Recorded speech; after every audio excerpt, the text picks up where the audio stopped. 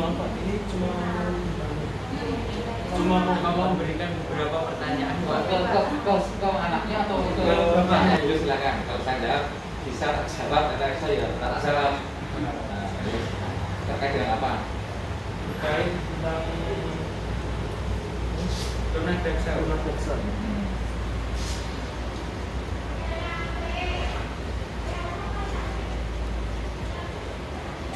Ini boleh saya baca pertanyaannya, Pak? Boleh. Satu, sebagai guru di SLP ini, kesulitan apa saja yang Bapak atau Ibu alami dalam mengajar anak-anak berkebutuhan khusus ini? Seperti kami kan guru yang sudah mengajar 29 tahun, nah, jadi dari berbagai macam kesulitan anak. Soalnya kan setiap anak itu mempunyai karakter atau kesehatan berbeda, khususnya anak tunadaksa. Jadi sekarang ini yang ada paling banyak adalah tunadaksa yang CV di saraf kepala, ya, itu yang paling sekarang. Kalau tunadaksa D sekarang itu sudah ada, tapi itu tipis, ya. Seperti kemarin yang saya bawa ke Solo juara atau surga tingkat provinsi itu juga tunadaksa, tapi kalau saya campuran. Jadi kalau yang asli itu ada, kan sekarang ada yang D1, D mampu, D sama pelantik, jadi ada D sama pelantik, D bisa berkembang, dan arti ada yang nanti sampai berdampingi, tapi nanti akan kesamaan. Tapi kalau yang D1 itu hanya di sini TKP-nya dari SD sampai SMA, dan juga kelas IT yang sudah lulus atau juga kelas keterampilan ada di sana. Jadi kesulitan sekarang dalam hal ini untuk mengajar itu kan antara satu dengan lain. Misalnya Pak Terus ini kan punya anak grade 3 itu berbeda, Mas. Jadi tingkat kesehatannya meskipun itu cacat tunadaksa tapi tidak berbeda-beda. Ya, ada mati yang satu tadi yang mengalami gangguan katakanlah mata motorik, kemudian tangan, kemudian gerakannya, bukan cara berpikir, ya, kemudian cara ngomong, ya, kemudian cara penyampaiannya. Soalnya kami kan Pak Tarol itu saat ini mengajar kelas 3 atau kelas 9D, berarti anak kelas tunadaksa ini saat ini ada paling banyak nih kelas 9 tuh. Ini dibagi menjadi 3 kelas saat ini, paling banyak nih. Permasalahannya tempat yang saya paham sekarang hanya 3 anak, itu ada sekitar 9. Itu dibagi 3 kelas. Nah, karena yang saya pegang ini adalah yang di tunadaksa. Itu tunadaksa itu tidak murni. Untuk berpikirnya ya pintar, tapi ya dibanding dengan anak umum ya satu itu sangat berpikir, bergerak, ya. Jadi meskipun bodoh anak kelas kita itu berbeda cara berpikir. Kemudian kami pun juga cara penyampaiannya antara satu dan lain itu harus berbeda juga. Seperti itu ada Rizky, pada contoh itu yang sini Rizky itu anaknya tangannya semua gini, soalnya kakinya sudah itu paku, itu pasang kaki, itu kan IQ-nya bagus. Kemudian gitu jalannya di sini kakinya nempel nanti. Nah kalau Saskia, makanya di sini Saskia itu jalannya terseok-seok, tapi akhirnya ya lumayan. Tapi di apa itu si Rizky yang paling bagus, meskipun tangannya itu, berarti kalau saya ajar itu kan begini, kaki ini. Jadi ini, yang ininya untuk nulis. Jangan agak tahu, nah besok sekarang berapa, namanya akan nanti itu nulis lagi nih. Pinter buat itu laporan, pinter kan yang seperti tahapnya dari nyatanya paling praktis gitu. Jadi sudah campuran dari fisik juga mental. Ya, itu berbeda dengan anak umum. Jadi Kak Farol itu pendekatannya harus pendekatan khusus. Jadi mungkin sama-sama anak kelas 3 itu Pak Farol harus yang satu itu selalu pilih sama-sama dampingi. Karena apa? Ya kalau jatuh salah satu alatnya, nggak bisa ngambil. Dia gitu, kita nggak bisa, tapi jalannya kan berangkat. Dalam segi itu lumayan, ya, paham, tapi tetap set, nggak mantan kita, kita itu ngambil. Nah, biasanya itu penting dibanding anak yang mampu latih, mereka latih itu ya dilatih anak untuk sekolah yang latih akan sampai kelas 6 sampai kesadaran tapi kalau kelas 1 kita akan kuliah D, nanti juga bisa ikut ujian nasional. Tapi kita lihat anaknya kemampuannya itu sampai berapa, tapi itu satu tidak kemampuan. Lalu yang kedua, bagaimana cara Bapak mengajar tuladaksa dan kegiatan olahraga, Pak? Nah, ini saya terangkan mengajar kegiatan ini kan biasanya kan yang berprestasi baru aja kemarin tapi berkumpul dari berbagai masuk kelas inklusi juga ada berkumpul dari dinas kota. Jadi banget belajar lomba di dinas Solo tingkat provinsi. Kebetulan saya membawa atlet kursi roda. Nah ini yang saya terangkan atlet kursi roda. Biasanya sini unggulan di tuladaksa ini adalah di kursi roda. Dan saya dapat itu dalam lomba Paperda tingkat provinsi Jawa Tengah. Dan sisa kami sebagai juara kedua dan juara pertama. Nah, kita dihitung itu tentang lomba juga atletik. Nah, atletik kami pun juga dalam ini di situ banyak juga anak-anak yang berprestasi. Ya semua itu tergantung melihat kondisi anak ini bakatnya ini, ada yang bakat puisi, yang pendekatan itu ada pelatih seperti saya ke Solo itu saya latih ya dari Jumat karena saya bawa ke Jati itu lomba juang. Nah, artinya biasanya anak yang biasa aja ke sana.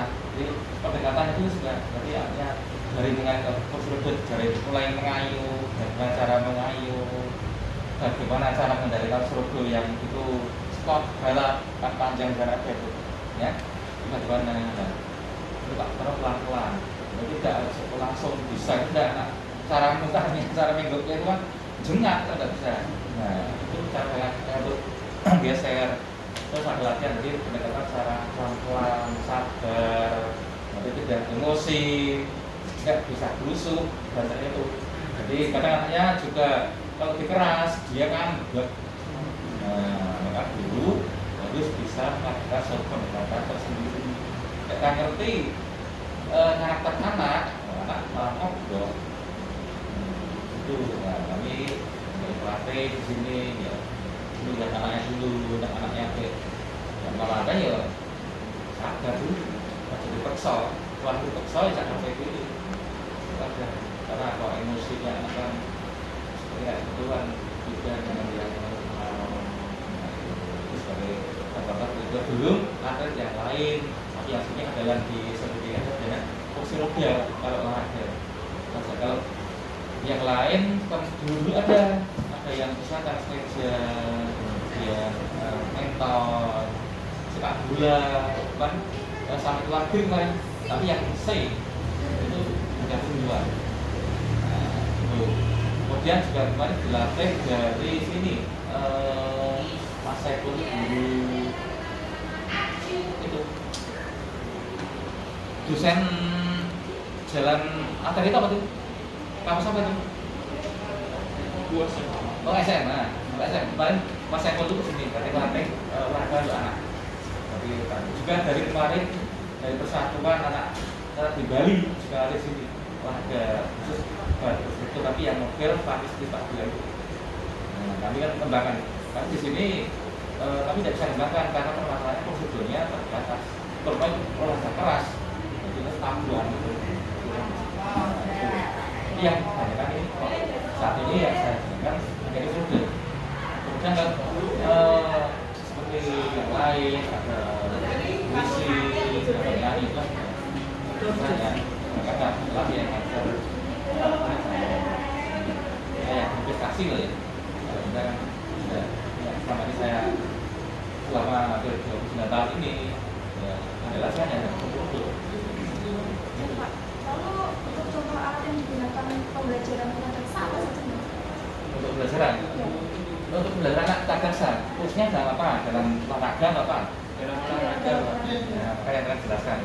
Ya dalam olahraga ya seperti kami itu yang jelas kursus rodo. Jadi yang saya katakan kursus rodo. Tapi kan biasanya kan mengajukan anggaran di sekolah, sebagai kalau pesen. Karena apa? Namanya kursus rodo itu tiap anak itu belum sama. Jadi ibaratnya biasanya kan sering saya lombakan itu tingkat yang SMP. Bapak usia 17, bapak usia 17. Nah, anak ini belum tentu sama, karena bacaan kaki itu Mbak, yang jadi masalah itu kaki ya. Kaki sama tangan. Oke, kaki sama tangan. Seperti ini belajar sih gitu, ini kakinya tekuk di sana, itu tangan bagus. Nah, Jadi yang tangan itu untuk menggerakkan. tangan bisa gerakan, ya, tapi makan kaki bagus. Oh, hanya satu tangan. Nah ini, kemudian semua kelihatannya bagus, tapi tidak punya tenaga. Nah, ini dan ada kakinya ini ada sampai audit baru nanti. Pakai ini komunitas SD ini sudah pakai skateboard. Jadi begitu masuk sini kelas 1 tuh kemana-mana masuk sini pakai skateboard tuh yang lebih kecil. Nah ini alatnya kata apa? Kedua tangannya bagus, tapi kakinya ini kecil. Jadi tekuk itu jadi pendek, kakinya pendek. Jadi kakinya pendek. Jadi itu kemarin udah belajar, tapi sudah kalau tidak mau, tapi udah biasa. Tapi kalau sudah yang biasa, nah ini nanti sekolahnya kami pun juga itu tiap anak berbeda. Tapi saat ini karena juga keterbatasan dana, sehingga kami hanya bisa merubah, nambahi, ya. Mana itu tekan cacatannya yang dinamakan kaki. Kaki ini kan bisa diberi pacatan. Ada yang tadi ditekuk, berarti kaki itu dilebui. Waktu usia bapak itu ada yang itu kakinya selonjor. Nah, karena kaku, jadi karena dia kaku selonjor kayak gini, kaki selonjor. Ada yang nekuk, nekuknya di bawah. Ada yang nekuk di pantat. Jadi kaki ditekuk, kaki itu pantat waktu balapan itu. Nah, jadi macam-macam tadi tekad kesadaran kan belum tentu sama. Maka prosedur kami selalu satu, tapi saat ini sangat satu, tapi saya menyesuaikan anaknya. Tahu dan karena zaman ini kan suka berdanaan untuk dia kita kan mahal. Itu yang asli mahal tuh 80 juta gitu. Yang asli itu mahal kayak Jerman tuh. Jadi kami kan ini hanya diberikan. Jadi kayaknya Samsung dari Solo. Pak, berapakah siswa yang ada di sekolah ini yang mengalami tunadaksa? Ini kurang lebih 83, kurang lebih ya. Ini kan ada yang masuk baru ada yang tinggal itu mungkin ya 83 siswa.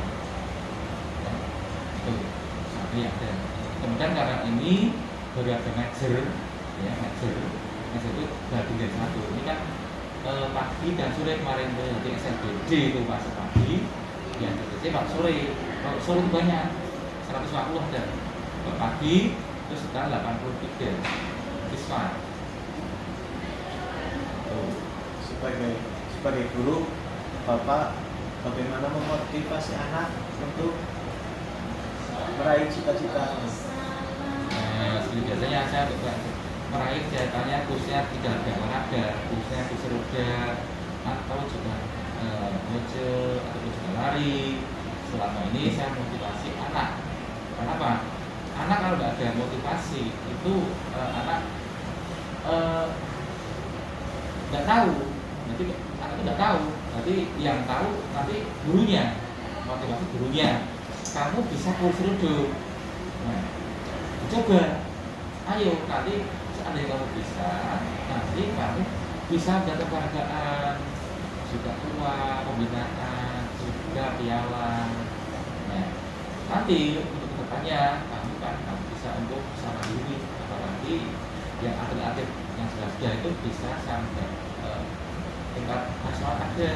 Nah, dengan memberikan suatu dorongan, semangat, dan contoh yang telah dulu yang berhasil, sehingga anak akan yang tadinya itu hanya melihat, nonton, tapi akhirnya kami coba.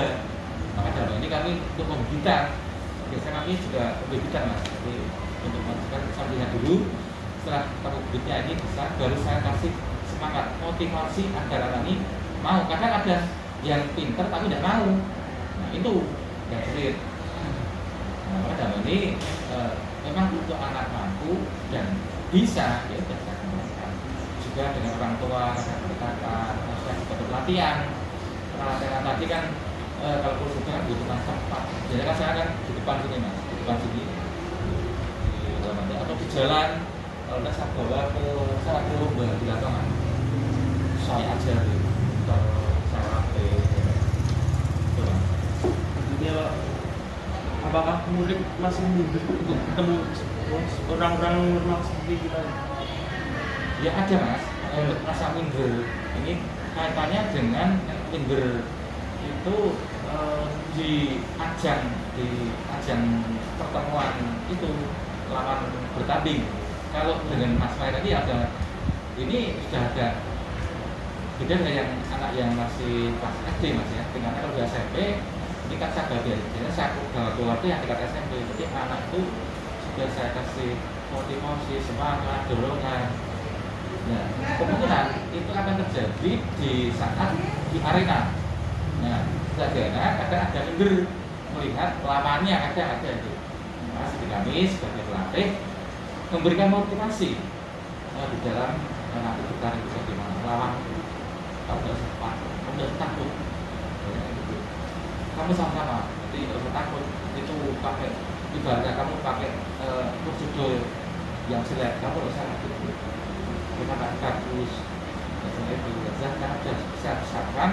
Karena kalau kamu nanti pinjem punya panitia biasanya itu nanti sudah berubah. Kamu latihan tiap hari kan sudah bisa menilai hal ini. Kemudian di sana disediakan video. Kamu pindah pilih CAP, kamu tidak bisa cara mengendalikan. Kamu latihannya akan pindah. Jadi kalau beda, prosedur nanti pindah sudah beda. Permasalahannya karena kamu sudah dimodifikasi. Jadi tingkatnya kaki masih di mana kaki dan itu beda kaki. Kaki hendaknya ini bias, hendaknya selonjor, utawa itu separuh ini tekuk atau ditekuk di, nah ini itu katanya pastikan itu jangan sampai ada takut. Tapi kalau misalnya aktivitas biasa gini biasa ya Pak? Gimana?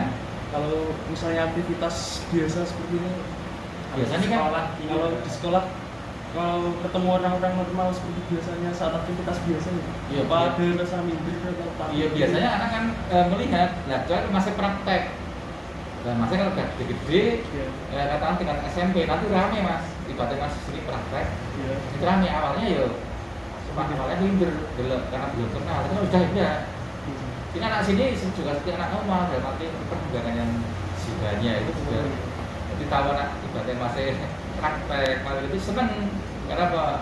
Orang baru datang mau praktek, begitu yang cowok itu seneng. Karena apa? Yang pertama saja kan gitu, dan praktek itu biasanya praktek itu dari mana-mana mas. Yang sudah itu yang aktif itu SMA 8 dulu di sini. Kemudian dari Budi, ya, tidak suka agung, ya, itu kan biasanya sebelum pandemi sini kok mas. Jadi guru yang saya ajarnya apa dibantu, kita dibantu dua praktiknya. Terus, nah hanya saat kita ada pandemi aja ada yang praktek. Kita hanya terbatas, mau masuknya aja terbatas. Belum ini apa namanya perubahan, ada berita lagi tanggal 24 sampai tanggal 2 itu. Jadi PTN tadi kan, kami pun juga bingung lah juga jadwal itu. Nah, anak-anak kan mulai besok kan libur setelah ngerapot. Nah itu. Jadi Cukup sekian Pak pertanyaan dari kami. Terima kasih untuk waktunya yang sudah diberikan ke Bapak. Jadi gimana ini dan sebagai Pak Kepala ada yang perlu ditanyakan di Pak Kepala nggak? Cukup sudah. Cukup Pak.